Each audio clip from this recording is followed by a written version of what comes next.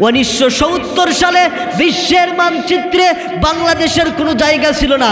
দীর্ঘ 9 মাস পাকিস্তানি হানাদার বাহিনীর সাথে যুদ্ধ করে আমাদের এই বাংলাদেশ স্বাধীনতা অর্জন করে 1971 সালে বিশ্বের মানচিত্রে জায়গা করে নাও আমাদের এই বাংলাদেশ। কথা বলুন ঠিক কিনা? তাহলে আমার বাংলাদেশে কেন ধর্ষণতা, আমার বাংলাদেশে কেন আবু সাইদ ভাইয়ের মতো ভাইকে জীবন দেওয়া লাগতেছে, মুগ্ধ ভাইয়ের মতো ভাইকে জীবন দেওয়া লাগতেছে? কিছুদিন আগে কয়েকদিন পূর্বে আমার ওসমান হাদি ভাইকেও জীবন দিতে হয়েছে। কথা বলুন।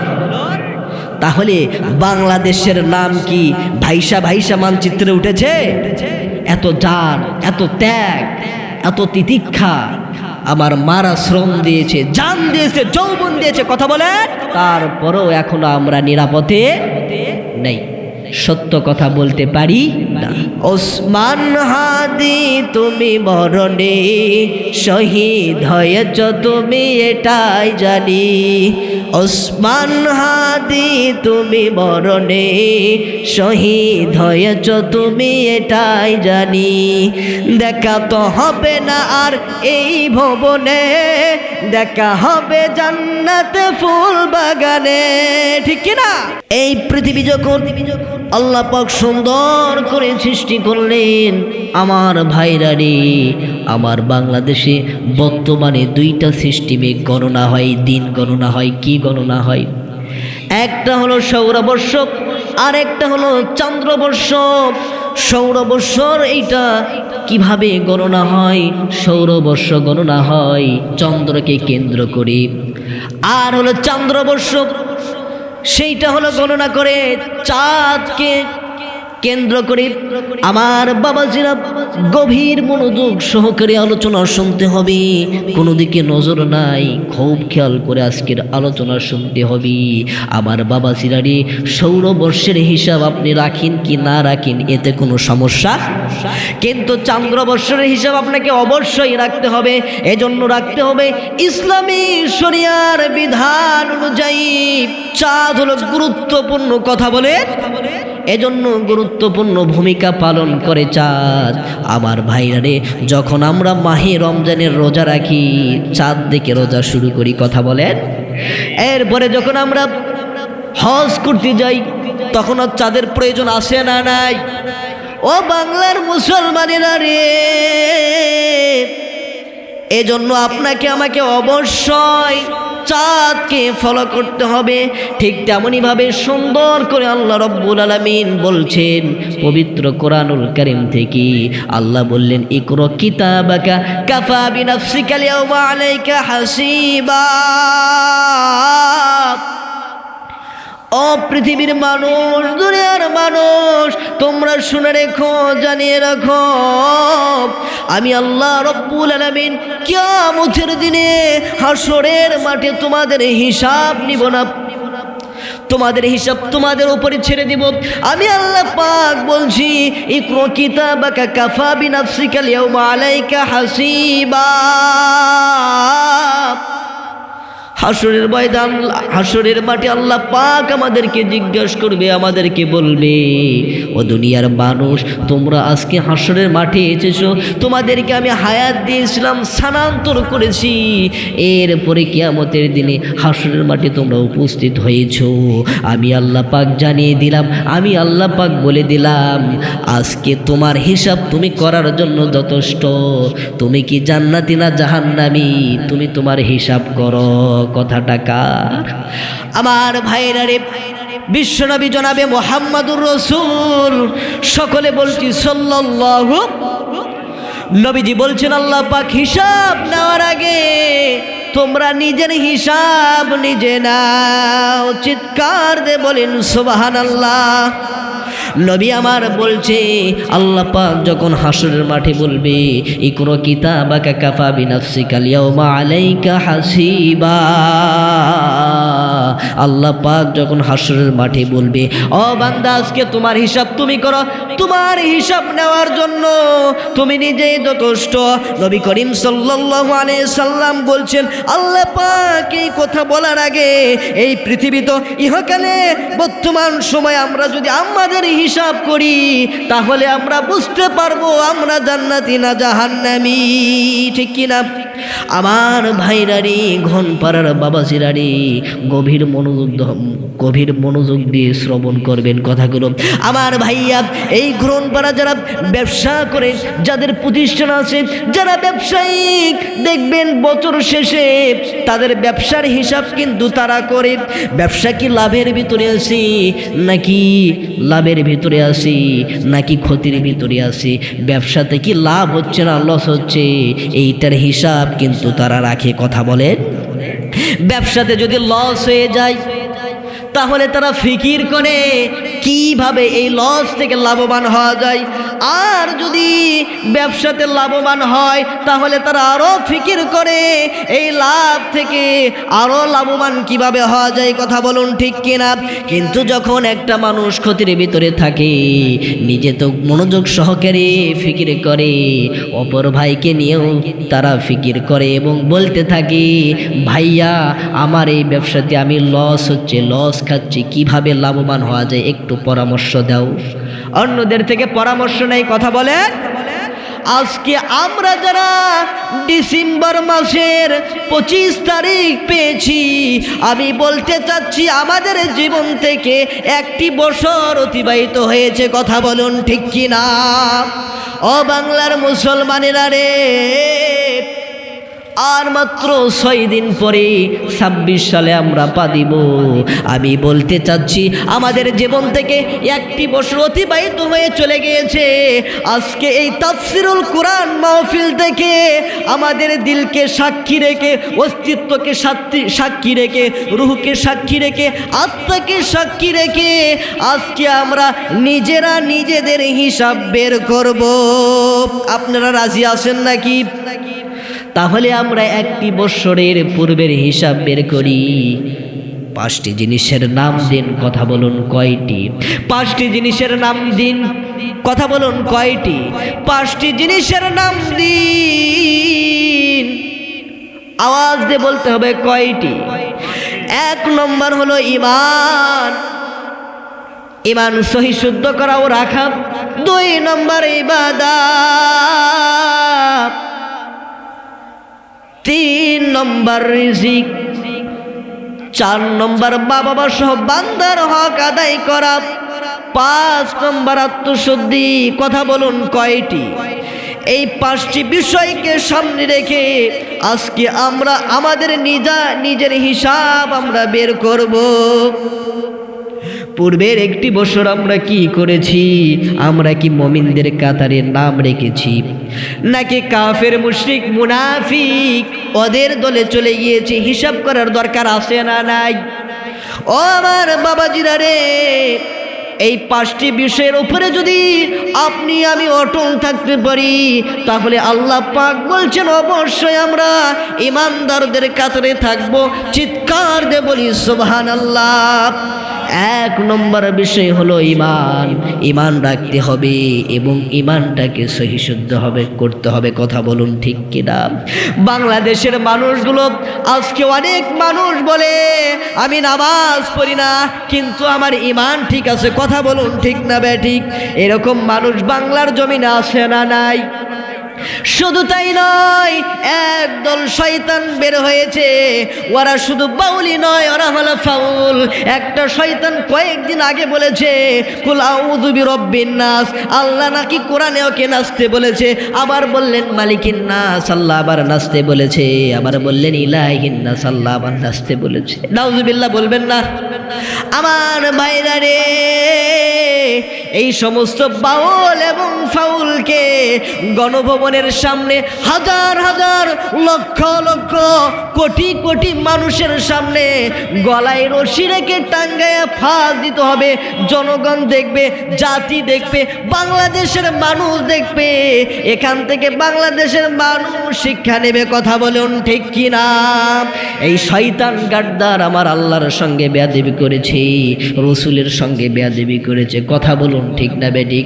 আমার ভাইরা রে, এরা তো ইমানদার হতে পারে না, এরা মুসলমানের ধর্মে জন্মগ্রহণ করেছে, কিন্তু এ কখনো মুসলমানের কাতারে পড়ে না। কথা বলুন ঠিক কিনা? আমার ভাইরা রে, আপনারা বলেন তো দেখি, এই পৃথিবীতে যদি আল্লাহকে কেউ না ডাকে, রসুলের অনুসরণ যদি কেউ না করে, এই পৃথিবী কি থাকবে? এই পৃথিবী কি থাকবে? তাহলে শয়তানকে চিন্তা করতে হবে। আল্লাহ পাক এই পৃথিবীকে টিকে রেখেছে মুমিনদের জন্য। কথা বলুন ঠিক কিনা? ইমানদারদের জন্য। আর ওই শয়তান নিজে আল্লাহর সঙ্গে গাদ্দারি করে, আবার সামনে এসে ইমানের ঘোষণা দেয়। কথা বলুন ঠিক কিনা? ও বাংলার মুসলমানেরা রে, ইমানের দাবিতে ওরা সত্যবাদী হতে পারে না। ইমানের দাবিতে সত্যবাদী তো তারাই। এক নম্বর ইমান আনছে আল্লাহর উপরে। কথা বলুন কার উপরে? এক নম্বর ইমান আনছে আল্লাহর উপরে, দুই নম্বর নবীর উপরে, তিন নম্বর সুম্মালামে, আর তবু মনে কোনো সন্দেহ নাই, চার নম্বর ওয়াজাহাদু, জিহাদ করেছে বিআমওয়ালিহিম, মাল দ্বারা, ওয়া আনফুসিহিম, জান দ্বারা, ফি সাবিলিল্লাহ, আল্লাহর রাস্তায়। কথা বলুন কার রাস্তায়? উলাইকা হুমুস সাদিকুন। আল্লাহ বলে, হাবিব এরা ইমানের দাবিতে সত্যবাদী। চিৎকার দিয়ে বলি সুবহানাল্লাহ। আমার বাবাজিরা রে, আর এক শ্রেণীর মানুষ, ওরা নামাজ পড়েছিল 24 সালে, 25 সালও পার করছে। আগেও কোরআন তেলাওয়াত শুদ্ধ হয় নাই, এখনো শুদ্ধ করতে পারে। এই সমস্ত মানুষগুলো আল্লাহর সঙ্গে গাদ্দারি করছে। কার সঙ্গে? আল্লাহর সঙ্গে ঠাট্টা করছে। কথা বলুন ঠিক না বেঠিক? এই সমস্ত মানুষ কিয়ামত পর্যন্ত যদি ঢিপ দিয়ে থাকে, মাথাটা যদি জমিনের ভিতরে গেড়েও দেয়, এই সমস্ত মানুষ কখনো ইমানদার হতে পারে না। কথা বলুন ঠিক কিনা? ও বাংলার মুসলমানেরা, তাহলে আপনারা কি বুঝতে পেরেছেন ইমানের দাবিতে সত্যবাদী কারা? এক নম্বর ইমান আনতে হবে আল্লাহর উপরে, দুই নম্বর নবীর উপরে, তিন নম্বর সুম্মালামি, আর তাবু মনে কোনো সন্দেহ নাই, চার নম্বর ওয়াজাহাদু, জিহাদ করতে হবে বিআমওয়ালিহিম, মাল দ্বারা। মাল মানে কি? টাকা পয়সা। কথা বলুন কি? বেশি বেশি দান করতে হবে, বেশি বেশি চ্যারিটি করতে হবে, বেশি বেশি ডোনেশন দিতে হবে। কথা বলুন ঠিক না বেঠিক? আমার ভাইরা রে, এরপরে জান দ্বারা, আল্লাহ পাক যে জান দিয়েছে, এই জান দিয়ে কি করতে হবে? এই জান দিয়ে সময় দিতে হবে। আমার বাবাজিরা রে, এই জান দিয়ে যদি আল্লাহর রাস্তায় আপনি সময় দিতে পারেন, আল্লাহ পাক আপনাকে শহীদি মর্তবা দান করবে। চিৎকার দিয়ে বলেন সুবহানাল্লাহ। বাংলাদেশে এখন দেখবেন সত্য কথা যারা বলে, তাদের ভাত বাংলার জমিনে নাই। যে সমস্ত বান্দাগুলো গাদ্দারি করে, এই বান্দাগুলো কেবলমাত্র যারা সত্য কথা বলে, হকের কথা বলে, অন্যায় থেকে বিরত থাকে, এই সমস্ত মানুষদেরকে বাংলার জমিনে থাকতে দেয় না। কথা বলুন ঠিক কিনা? আমি আজকে এই তাফসীরুল কোরআনের মাহফিল থেকে জানিয়ে দিতে চাই, আজকে আমি বলতে চাই, আপনারা বলেন তো দেখি, বাংলাদেশ নাম কি আমরা এমনি এমনি পেয়েছি নাকি? বিশ্বের মানচিত্রে বাংলাদেশ কেন এসেছি আপনারা কি গবেষণা করেছেন নাকি? আমি আজকে এই তাফসীরুল কোরআনের মাহফিল থেকে জানিয়ে দিতে চাই, 1970 সালে বিশ্বের মানচিত্রে বাংলাদেশের কোনো জায়গা ছিল না। দীর্ঘ 9 মাস পাকিস্তানি হানাদার বাহিনীর সাথে যুদ্ধ করে আমাদের এই বাংলাদেশ স্বাধীনতা অর্জন করে 1971 সালে বিশ্বের মানচিত্রে জায়গা করে নাও আমাদের এই বাংলাদেশ। কথা বলুন ঠিক কিনা? তাহলে আমার বাংলাদেশে কেন ধর্ষণতা?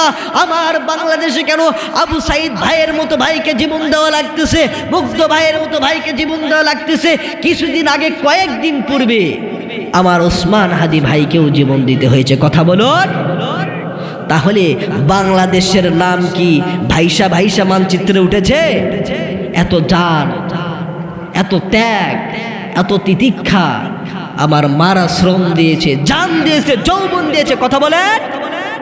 তারপরেও এখনো আমরা নিরাপদে নেই, সত্য কথা বলতে পারি না। ওসমান হাদি তুমি মরণি, শহীদ হয়েছ তুমি এটাই জানি। সবাই ওসমান হাদি তুমি মরণে শহীদ হয়েছ তুমি এটাই জানি। ওসমান হাদি তুমি মরণে শহীদ হয়েছ তুমি এটাই জানি। দেখা তো হবে না আর এই ভবনে, দেখা হবে জান্নাতে ফুল বাগানে, ঠিক কি না? দেখা তো হবে না আর এই ভবনে, দেখা হবে জান্নাতে ফুল বাগানে। এই আশা কবুল করো আল্লাহ তুমি শহীদ হয়েছ তুমি এটাই জানি। শহীদ হয়েছ তুমি এটাই জানি, ঠিক কি না? ওসমান হাদি ইহকাল জগৎ থেকে পরকাল জগতে পা দিয়েছে, কিন্তু বাংলার জমিনে একটা ইতিহাস তৈরি করে গিয়েছে। কথা বলো। গণভবনের সামনে হাজার হাজার মানুষ ওসমান হাদির জন্য কেঁদেছে। বাংলার জমিন ওসমান হাদির জন্য উর্বর হয়ে গিয়েছে। এই বাংলার জমিনে ইসলাম প্রতিষ্ঠিত হবেই হবেই হবেই, চিৎকার দিয়ে বলেন ঠিক কিনা? ও বাংলার মুসলমানেরা, তাহলে ইমানের দাবিতে সত্যবাদী তারা, যারা জান দিয়ে শ্রম দেয়, যারা মাল দিয়ে শ্রম দেয়, তারাই তো ইমানের দাবিতে সত্যবাদী। 2 নম্বর বলা হচ্ছে ইবাদত, যারা কেবলমাত্র ইবাদত সুন্নত তরিকায় করে, তারাই কেবলমাত্র আল্লাহর প্রিয় বান্দা হতে পারে। চিৎকার দিয়ে বলেন সুবহানাল্লাহ। ইবাদত কেমনে করতে হবে, কিভাবে করতে হবে, আল্লাহ পাক সুন্দর করে পবিত্র কুরআনুল কারীমের ভিতরে বললেন, কুল ইন কুনতুম তুহিব্বুনাল্লাহ ফাত্তাবিউনি ইউহিব্বুকুমুল্লাহ।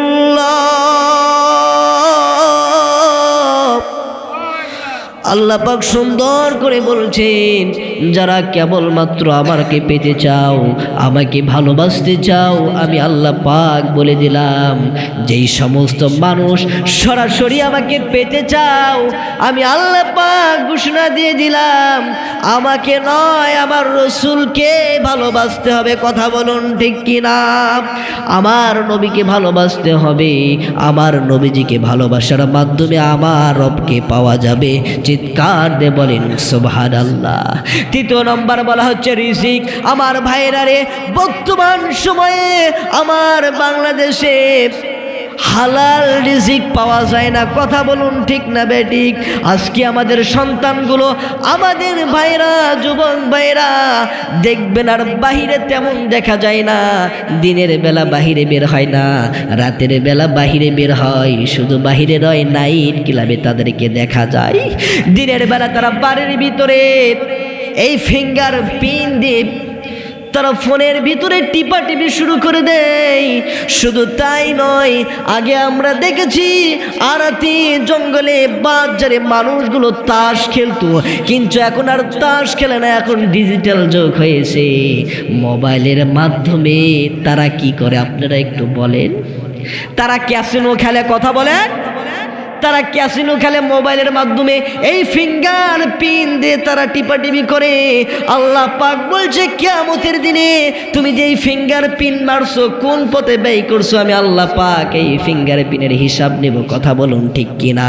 শুধু তাই নয়, আজকে সংসদ থেকে শুরু করে মেন কার্যালয় পর্যন্ত, আমার ভাইরা মেম্বার থেকে শুরু করে মেন কার্যালয় পর্যন্ত শুধু হাতের ফিঙ্গারই নয়, কলমের খোসা দিয়ে বাংলার জমিন থেকে হাজার হাজার লক্ষ লক্ষ টাকা অন্য দেশে পাচার করছে। কথা বলুন ঠিক কিনা?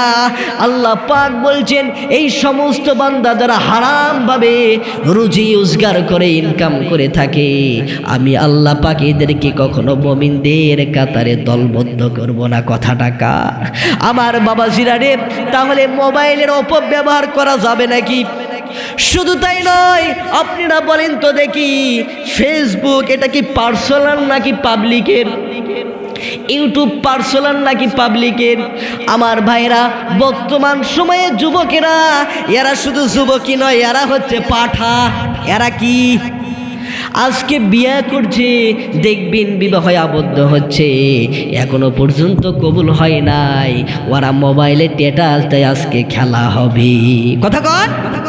এই সমস্ত লম্পার বাটপারগুলো এই যুবকেরা দেখবেন এই ফেসবুকের মাধ্যমে এইটা লিখিত করে স্ট্যাটাস দিয়েছে, যখন বিবাহে আবার আবদ্ধ হয়ে যায় স্ত্রীকে সঙ্গে নিয়ে ছবি তুলে ফেসবুকের মাধ্যমে পোস্ট করে পাবলিক করে দেয়। বলেন নাউজুবিল্লাহ। আমার ভাইরা রে, আজকে আমি জানতে চাই স্ত্রী কি পার্সোনাল নাকি পাবলিকের? ঘরের বউ এইটা কি পার্সোনাল নাকি পাবলিকের? এইটা যদি পার্সোনাল হয়ে থাকে ও যুবক, তাহলে তুমি তোমার বউকে, তোমার স্ত্রীকে, তোমার বধূকে কেন পরপুরুষের সামনে তুলে ধরো? বাংলার জমিনে কত যুবক ছেলে পেলে আছে যারা ফেসবুক চালায়, ইউটিউব চালায়, কথা বলে পাবলিকে যখন পোস্ট করে সবাই দেখতে থাকে অমুকের বউ এই তো পোস্ট করেছে, এই শয়তান কয়েকদিন পরে আবার বিদেশে চলে যায়। বলেন নাউজুবিল্লাহ। এই বাবা, আমি বলতে চাই যুবক ভাইয়া, এই তো বিয়ের পিড়িতে আবদ্ধ হয়েছ, বউকে স্ত্রী হিসেবে কবুল করেছো, ফেসবুকে স্ট্যাটাস দিয়ে পাবলিক করে দিয়েছো, আবার 1 মাস পরে বিদেশ চলে যাচ্ছ। তোমার বউয়ের হক এখন কি যারা পাবলিক সিটি তারা কি আদায় করবে নাকি? কথা বলেন। এখন আপনারা লক্ষ্য করে দেখবেন বাংলার জমিনে যারা অবিবাহিত তারা কি বের হয়ে যায় বেশি নাকি যারা বিবাহিত? একদল মানুষ বিয়ের পরে মালয়েশিয়া চলে যায়, আমেরিকায় চলে যায়, সুইজারল্যান্ডে চলে যায়, কাতারে চলে যায়, বিভিন্ন দেশে তারা চলে যায় ইনকাম করার জন্য। এদের ইনকাম কি হালাল হবে নাকি আপনারা বলেন তো? এই সমস্ত মানুষগুলো গাদ্দার, এরা কাফের, এরা মুশরিক, এরা মুনাফিক। 1 মাসের জন্য বিবাহ করে স্ত্রীকে রেখে চলে যায়, আবার সবার সামনে ফেসবুকের মাধ্যমে স্ত্রীকে তুলে ধরে। কথা বলুন ঠিক না বেঠিক? আল্লাহ পাক সুন্দর করে বলছেন এই সমস্ত মানুষ কখনো জান্নাতে যেতে পারে না, এই সমস্ত মানুষ কখনো ইমানদার হতে পারে না, এই সমস্ত মানুষ কখনো মুমিন হতে পারে না, মুমিনাত হতে পারে না। কথা বলুন ঠিক না বেঠিক? 4 নাম্বার হলো মা বাবা সহ বান্দার হক আদায় করা। কি করা? মা বাবা সহ বান্দার হক আদায় করা।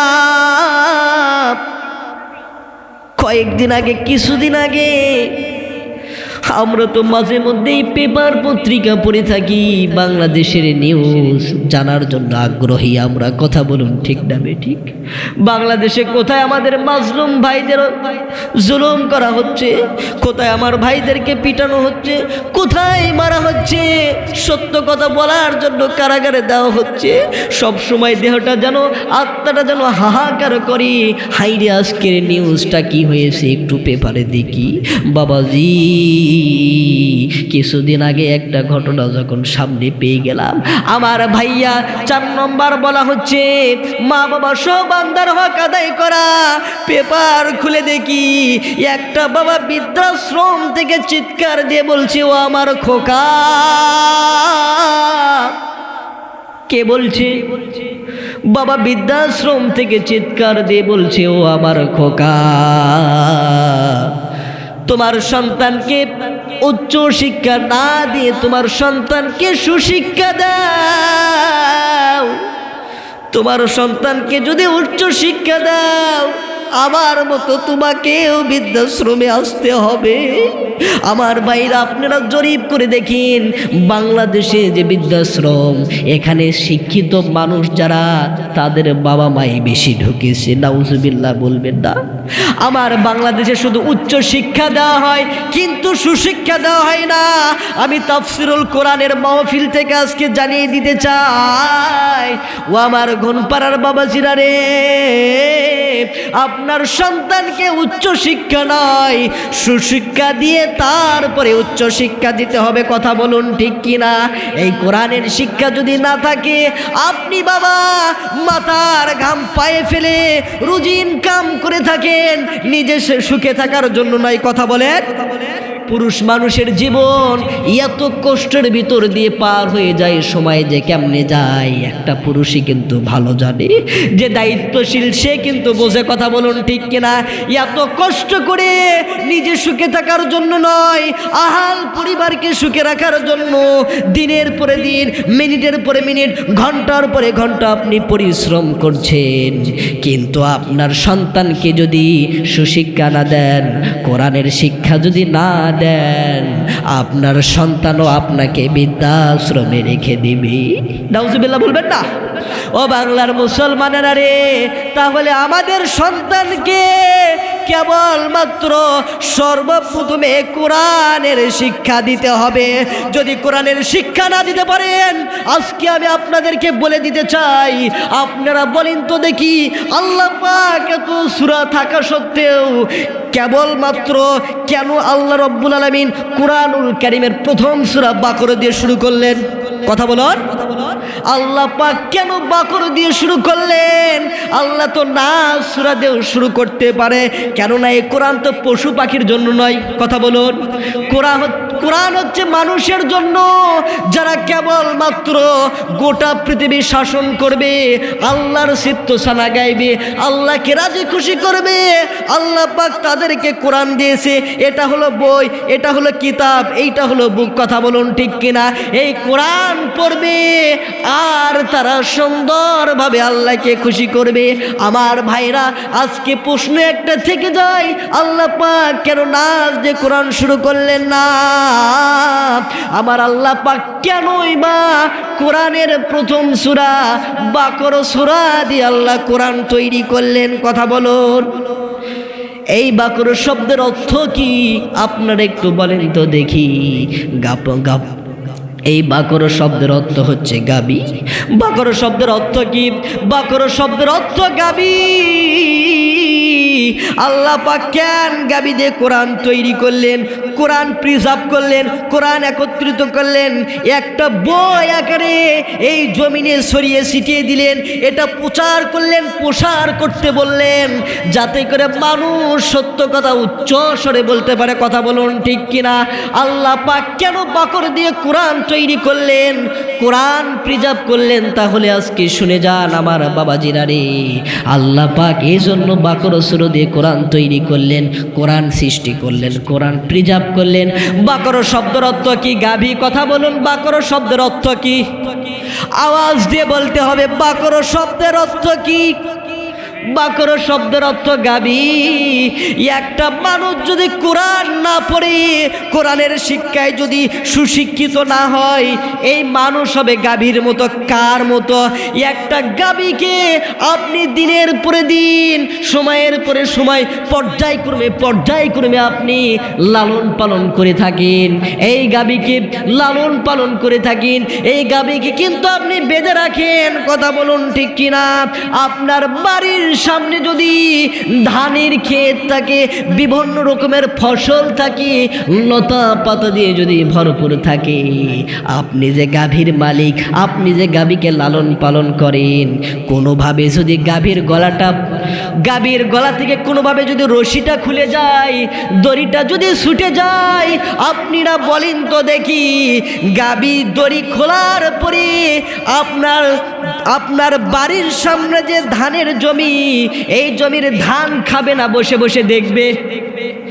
এই জমির ধান কিন্তু শেষ করে দিবে। এজন্য শেষ করে দিবে, গাভীর মস্তিষ্কে আল্লাহ তাআলা ব্রেন দেয় নাই, বুদ্ধি দেয় নাই। কথা বলুন ঠিক কিনা? গাভী যদি জানতো এটা আমার মালিকের, যে আমাকে লালন পালন করে, তার এই জমি, তাহলে গাভী কি ধান খাইতো? গাভী কিন্তু ধান খাইতো না। ঠিক তেমনি ভাবে একটা মানুষ যদি কোরআন না পড়ে, কোরআনের শিক্ষায় যদি সুশিক্ষিত না হয়, এই মানুষ গাভীর মতো আউল ফাউল কাজ করবে, ঠিক যেমনি ভাবে ইতিপূর্বে বাউল করেছে। কথা বলুন ঠিক কিনা? বাউল সরকার করেছে ফাউল কাজ।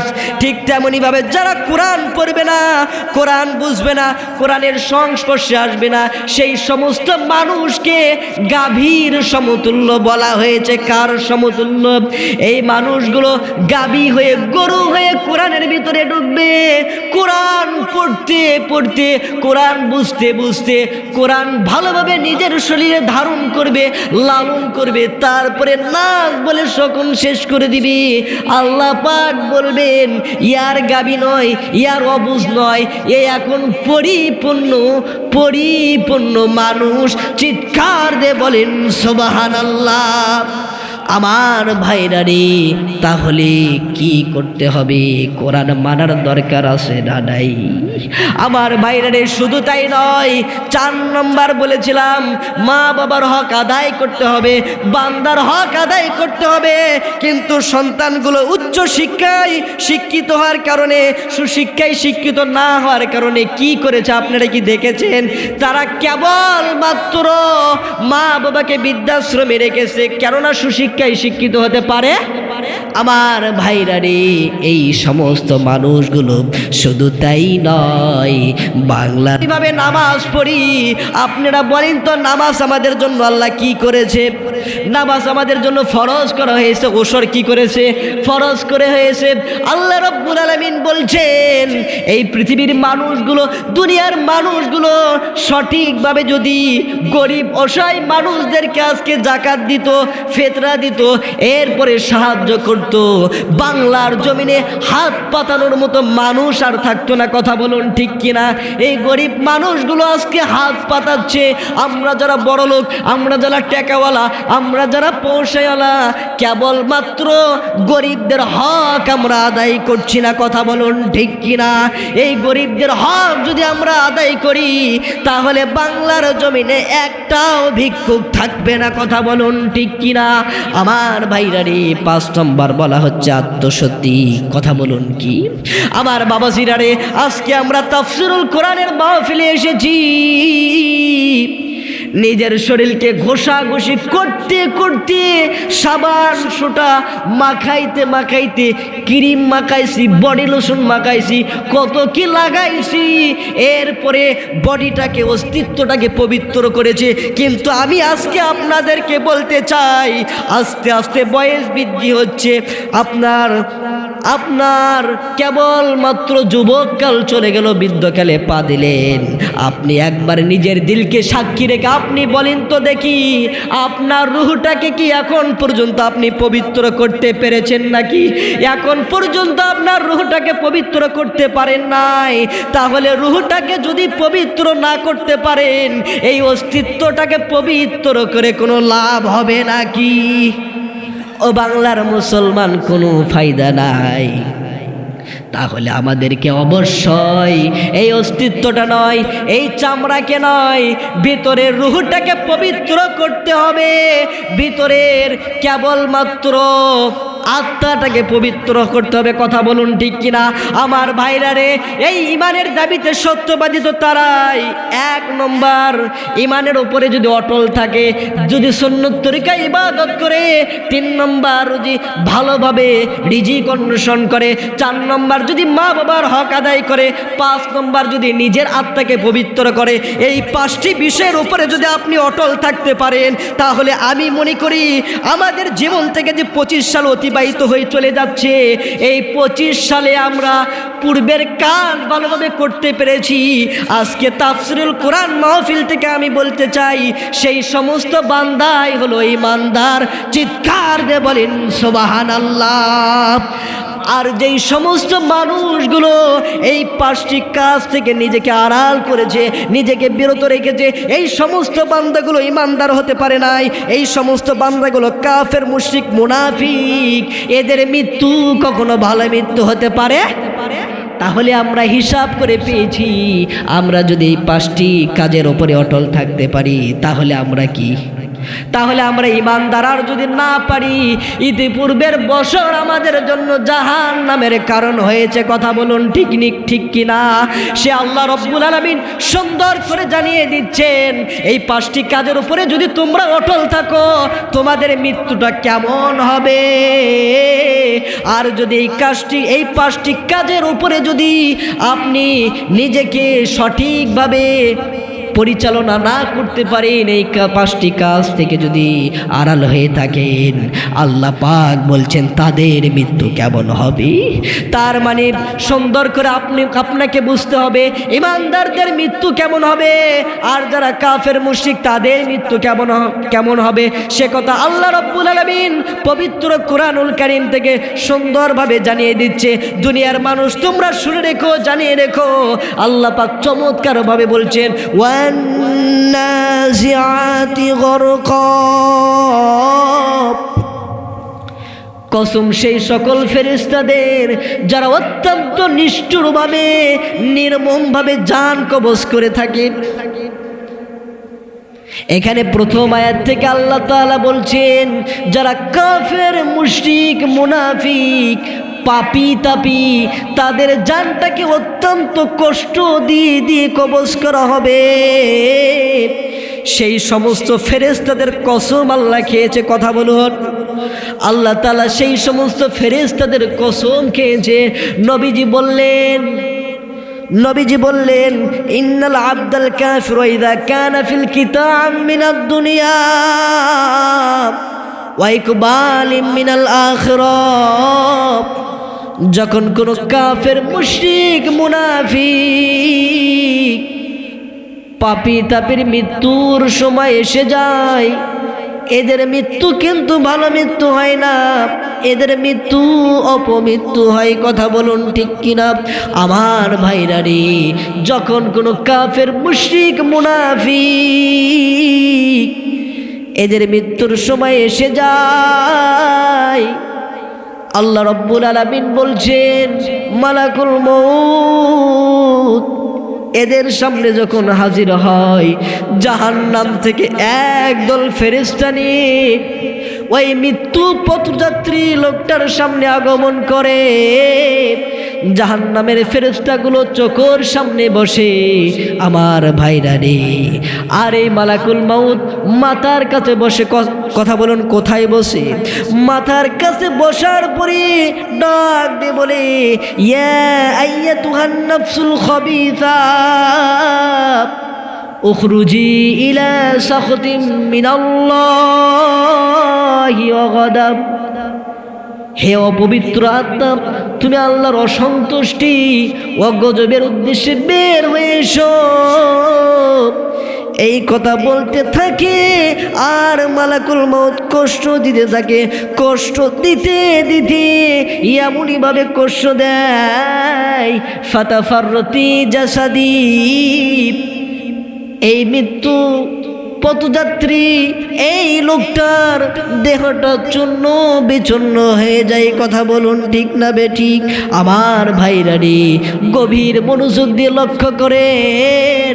ফাতাফাররতি জাসাদি, দেহটা যখন চূর্ণ বিচূর্ণ হয়ে যায়। অন্য রেওয়াতে এসেছে নবী করিম সাল্লাল্লাহু আলাইহি ওয়াসাল্লাম বলছেন একটা মানুষকে যদি পাহাড় দিয়ে চেপে রাখা হয়, এই মানুষ যতটা না কষ্ট পাবে তার থেকে বেশি কষ্ট পাবে যে ব্যক্তি কাফের মুশরিক মুনাফিক। মৃত্যুর সময় তার থেকে বেশি কষ্ট পাবে। চিৎকার দিয়ে বলেন নাউজুবিল্লাহ। আমার ভাইরা রে, আল্লাহ রব্বুল আলামিন সেই সমস্ত ফেরেশতাদের কসম খেয়ে বলছেন ওয়ান্নাজিআতি গরকা। কসম সেই সকল ফেরেশতাদের যারা অত্যন্ত নিষ্ঠুরভাবে নির্মমভাবে আত্মার বন্ধন মুক্ত করে দেয়। আমার ভাইরা রে, আল্লাহ রব্বুল আলামিন সেই সমস্ত ফেরেশতাদের কসমকে বললেন ওয়ান্নাজিআতি গরকা। কসম সেই সকল ফেরেশতাদের যারা অত্যন্ত নিষ্ঠুরভাবে নির্মমভাবে আত্মার বন্ধন মুক্ত করে দেয়। কথা বলুন ঠিক কিনা? আপনারা যারা কোরআন পড়েন আপনারা দেখবেন যেখানে আল্লাহ পাক কঠিন কথা বলেছেন ঠিক পরের আয়াতে সহজ কথা বলেছেন, যেখানে আল্লাহ পাক দুঃসংবাদ দিয়েছেন পরের আয়াতে আবার সুসংবাদ দিয়েছেন। কথা বলুন ঠিক কিনা? ঠিক তেমনইভাবে আল্লাহ পাক এখানেও তাই করেছেন। পরের আয়াতে আল্লাহ সুন্দর করে বলছেন ওয়ান্নাজিআতি গরকা ওয়ান্নাশিতাতি নাশতা। আল্লাহ পাক বলছেন কসম সেই সকল ফেরেশতাদের যারা অত্যন্ত সহজভাবে আত্মার বন্ধন মুক্ত করে দেয়। আমার ভাইরা রে, আমার বাবাজিরা রে, যারা কাফের মুশরিক মুনাফিক তাদের জানটায় সহজভাবে কবজ করে নাকি যারা মুমিন ইমানদার পরেজগার এই সমস্ত বান্দাকে মালাকুল মউত কখনোই কষ্ট দেয় না। আমার ভাইরা রে, নবীজি বিশ্বনবী বললেন ইন্নাল আবদাল মুমিনা ইযা কানা ফিল কিতাআম মিনাদ দুনিয়া ওয়া ইকবালিম মিনাল আখিরাহ, যখন কোনো কাফের মুশরিক মুনাফিক যখন কোনো ইমানদার বান্দাদের মৃত্যুর সময় এসে যায়, এদের মৃত্যু কিন্তু ভালো মৃত্যু হয়, এদের মৃত্যুটা সহজ মৃত্যু হয়। কথা বলুন ঠিক না বেঠিক?